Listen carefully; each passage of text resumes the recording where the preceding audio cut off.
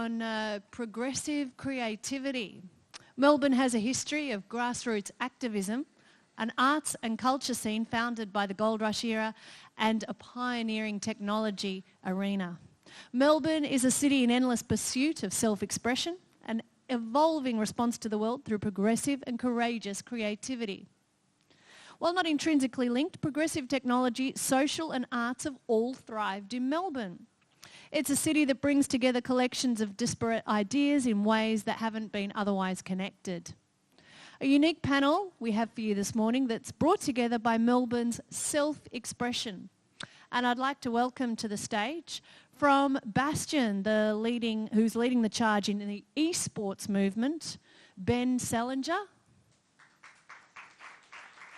Welcome, Ben. I'd also like to welcome the Chief Experiences Officer from ACME, that's the Australian Centre for Moving Image, Seb Chan. Welcome, Seb. And the Deputy Chair of the Pride Centre, and St Kilda will be the home of a brand new Pride Centre in 2020. I'm sure you're going to fill us all in on that. I'd like to welcome Stuart Cole-Morgan from the Pride Centre. Progressive creativity, specifically in Melbourne. Now, I don't know if you read that article a few years back, but the former editor of the Sunday Age, Gay Alcorn, once wrote that politically, socially and culturally, Victorians are a breed apart from other Australians. Of course, she was talking about the way we voted, and a lot of her predictions actually came true. In that particular article, the way we were voting, and that's just been seen in the state election. But what is it about Melbourne that enables people to feel free to self-express through technology, socially and artistically compared to other cities? Who'd like to take that?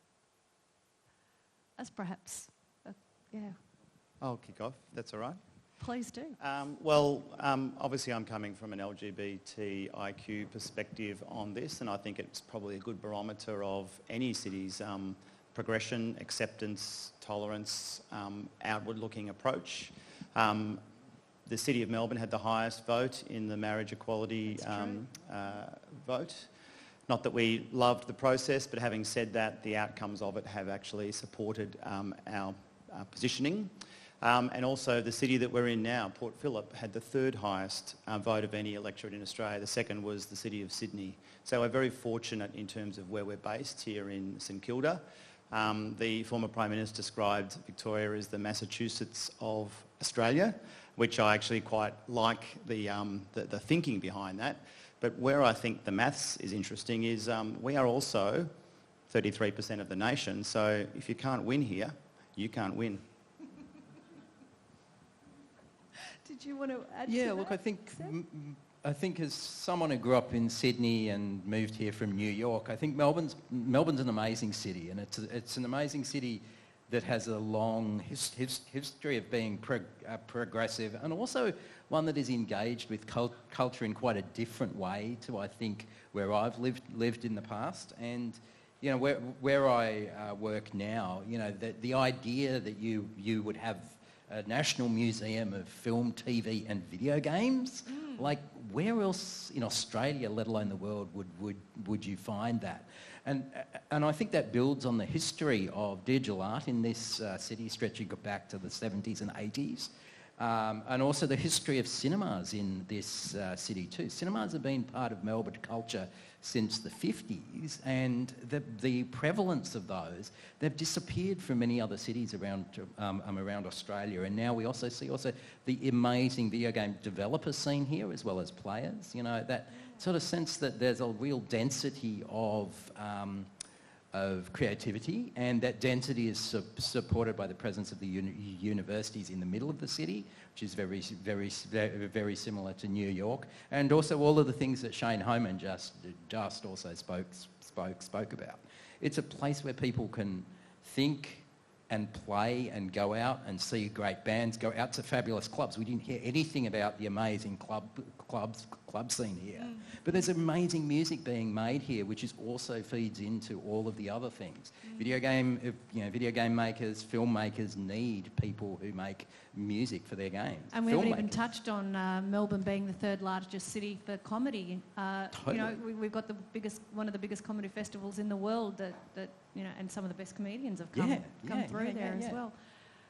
Would you like? Yeah, just that level of creativity is really fed by, as Shane was talking to, that high student population, the high number of students coming out of comms and tech. I think it's like a third of the numbers all across Australia. The high level of co-working space that really assists. Yeah, shared space now is a real buzzword, and open plan. And it's growing exponentially in Melbourne, something like 900% over the last 3 or 4 years, up to about 170 spots across Melbourne.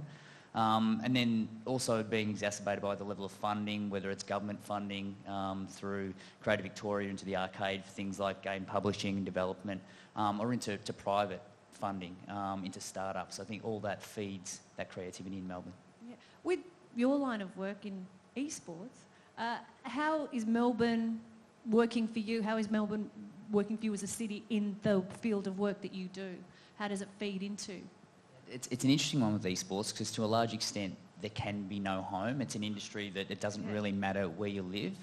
Having said that though, Melbourne and Visit Victoria have been at the forefront, and with the launch of the Esports Open, of the Melbourne Esports Open this year, which is the first really of its kind, trying to bring together a multitude of different games, and it is probably trying to force fit a sporting structure into esports, but it was really well received, big crowds, and I think it's something that will grow enormously in the coming years, and increasingly on the back of that you're seeing a lot of other state governments try to rush into that space and think what can we grab a hold of in this ecosystem. The Pride Centre, I mean, this is really special. Do you want to tell us a little bit about this? Yes, so this has been a long time coming. Australia's first Pride Centre along the boulevard here on Fitzroy Street. The location was a fascinating decision that we as a board needed to make. St Kilda area has the highest proportion of same-sex couples in Victoria, so it was sort of obvious from that perspective. There's a lot of growth north as well, so we need to make sure that we're outreaching to the entire city and state, but at the same time this was the logical home for the Pride Centre. It was really wanted by the Port Phillip Council. We have great support from the Minister for Equality and Creative Arts, Minister Foley, who's also the member for Albert Park. But it's not just the Labor government in Victoria that's been supportive. We've also got DGR, which is deductible gift recipient status, which the federal government has supported us in getting. So Coalition and Labor as well, and local council. But what's the vision for the Pride Centre? What do you hope? So I'm so logistical because we're building it right now. Which is wonderful. So the vision. So we really want a town hall for ourselves. We want a place where the LGBTIQ community can be on a permanent basis. We don't want to be cap in hand anymore asking for small locations. We want to have a place where board members of all these 80 plus organisations don't have to be meeting about how we're paying our next rent, but rather they can meet about how creative and progressive they're going to be. So there'll be 10 resident organisations. Some of the notable members in that group are Australian Lesbian and Gay Archives, Joy 94.9 will have their radio studio and Bent TV there, and Thorn Harbour Health will have health services, Multicultural, Multi-Faith Victoria, Team Melbourne Sports, the list goes on. This is an epicentre. And it will be. I mean, you think of that area of the middle part of Fitzroy Street now, we'll have 300-400 people doing their radio shifts and volunteering each week. Hundreds of volunteers also into the health centre. So it really is going to rejuvenate that part of St Kilda. Now I'm in my 40s, so I remember this was a fantastic place to be and go out when I was growing up in my 20s. It's going to come back. Excellent. Well, we did say it's a rejuvenation of the area. Also worth noting too, Collarts in Collingwood, which will be another hub, a creative hub in Melbourne, just on Johnson Street there next to the Tote. There's going to be several key players involved there in the next couple of years. It'll be called the Col Art Centre. PBS will be coming out of there. The Push will be coming out of there as well. And there's several other organisations. I think Music Victoria are coming out of there. So we're putting all the creative music-related areas all together in that one hub there in Collingwood, which is going to be very, very exciting. Could ACME exist, Seb, in any other city? I don't think so, and I think what's super exciting is our redevelopment. So we are in fact embarking on, we're actually partway through, we're closing our doors in May for a $40 million redevelopment of our Federation Square site, which will take about 11 months. Will there be an Apple store there though? Across the way perhaps for us. Okay. But what's very exciting about this, so we have 1.5 sort of million visitors now, but we know the world has changed.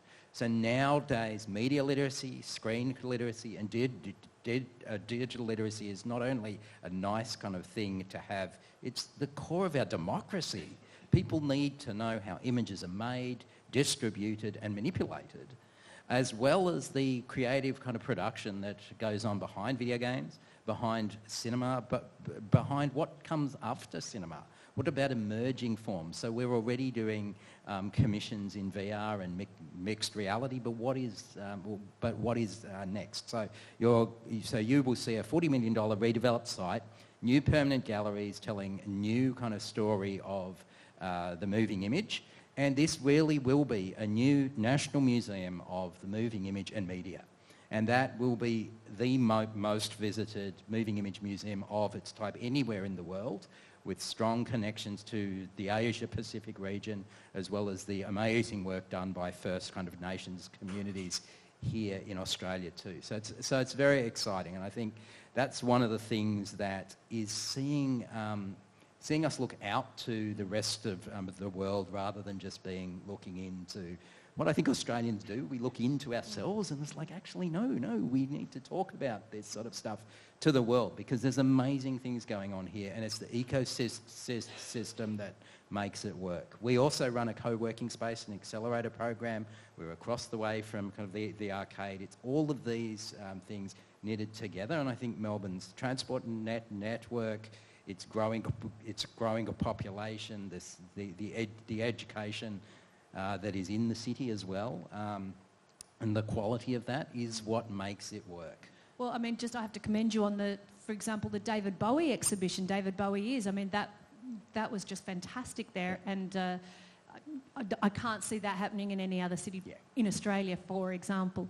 A question for all of you: how can Melbourne show cultural leadership and set the cultural direction for the nation?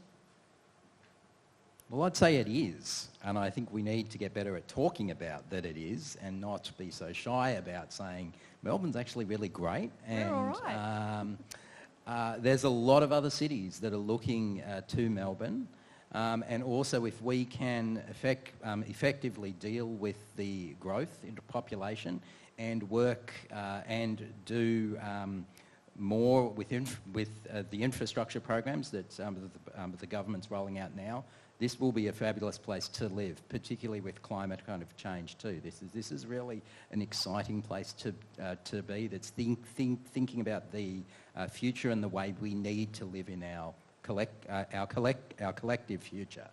We've got 24-hour transport, haven't we, on the weekends? But what can we do better as a city, do you think? Well, it's an interesting position we find ourselves in. We're starting off a Pride Centre, which will have at least a 20-year life. During that 20-year period, Melbourne will become Australia's largest city. Whether we like that or not, with all the infrastructure issues it brings, we're feeling that energy and that pace now. In support of that, the Federal Labor Party committed $10 million to us as the Pride Centre. We're positioning ourselves as the Pride Centre for the Asia-Pacific region. We've achieved so much in the first world, but what about other parts of our world? So just think of the Asia-Pacific region. India just decriminalised homosexuality. Taiwan, they had a plebiscite on same-sex marriage, which failed 2 weeks ago. Indonesia, our biggest neighbour, fifth biggest country in the world, I believe, just to our north. Life not so good there for LGBTIQ. So we are very well placed in our region to support these communities, and we are going to be Australia's largest city, so we need to start operating like that, if we're not already, and I think in many, many areas we are, but that's just our reality now. I wish you the best of luck with that. Has anyone got any questions for our amazing panel? No? I'm curious about the potential of esports in terms of bricks and mortar. Can it have a purpose-built venue like Melbourne is so fantastic in its sporting precinct? Can it be a part of that? It certainly can, and internationally now we're seeing lots and lots of examples of those sort of purpose-built facilities pop up, particularly in countries like China at the moment, where I was reading a few days ago in Hangzhou, there's a $280 million facility just been opened where they're trying to build an esports city. I think they've committed to $2.2 billion over the next 5 years to open up 14 more different esports themed facilities, from theme parks to esports specific hospitals and hotels in this particular city, to drive an entire economy off only esports. And there's other examples as well. There's one city of less than 1 million people that doesn't have an airport and doesn't have a railway station and a 3-hour bus ride from anywhere else, that's just signed off on another $250 million to build an esports stadium. Now, I'm not suggesting that's justified, but there are lots of examples internationally where it's happening, and I think that there is certainly a very, very strong case for building a hub that can encapsulate things like the arcade's already doing in and around publishers and development, but also high performance and coaching and the types of things that we already see within a sporting ecosystem. Because the fact is, with something like esports, the tyranny of distance between Australia and the rest of the world means that realistically we can only compete against ourselves. I mean, we have an esports team that at the moment is in Korea for a month so they can train against Koreans and get better. So I think that the development of an infrastructure where we can bring the best in the world down here, coaching facilities, would allow that the system here in Melbourne to develop a lot more quickly. Wow. The tech sector in Melbourne currently employs 85,000 people in around 8,000 companies and generates $35 billion annually, which is nuts. It's fantastic. Yeah, it's amazing. Yeah. Any other questions? I think you've... any final thoughts? Your favourite thing about Melbourne? Sport and restaurants and, of course, coffee. See, I'm not a sports fan, so I'm going to say music, coffee, food. Surprised if everyone doesn't mention coffee on the panel. Steve? Totally, music, coffee, food would be me too. Socially progressive, I would say, welcoming more and more multicultural, and we're seeing the benefits of that. Wonderful. Seb, Martin and Ben, thank you so much for being on our panel this morning. Thanks so much.